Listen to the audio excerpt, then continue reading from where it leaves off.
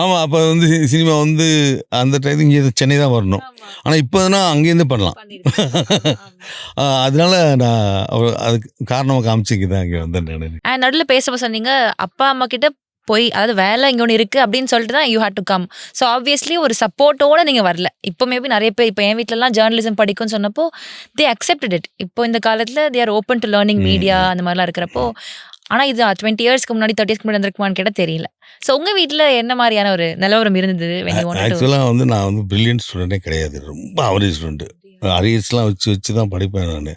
அதனால வந்து படிச்ச எனக்கு ரொம்ப அது எனக்கு வந்து அவுட் ஆஃப் சிலபஸ் தான் எனக்கு ரொம்ப ஆசை. இப்ப நான் வந்து அங்க பிஜி பண்ணேன்னு சொன்னேன் இல்லையா? அது நான் பாஸே பண்ணல நானு.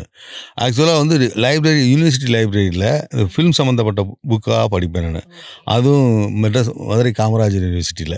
ஸோ என்னை அறியாம அது வந்து எனக்கு உள்ளுக்குள்ள அதான் சொல்றேனே படங்கள் பார்த்து அப்சர்வ் பண்ணி ஒரு படங்கள திருப்பி பார்த்து என்னை அறியாம அது வந்து எனக்குள்ள வந்துருச்சு அது. சரி அப்பா அப்பா, அம்மா என்ன அது வந்து சொன்னாங்க? அவங்க சொல்ல முடியாது. ஏன்னா ரொம்ப கஷ்டம். எப்படி நான் சினிமாவுக்கு போறேன்னு ரொம்ப இப்பல்லாம் படம் பார்க்க ஷார்ட் ஃபிலிம் போறேன்னு எடுப்போம், சொன்னாலே எடுத்து காமிச்சு இம்ப்ரெஸ் பண்ணி போயிடலாம். ஆமா. அப்ப ஒண்ணுமே தெரியாது. Make your own style statement with Studio Profile.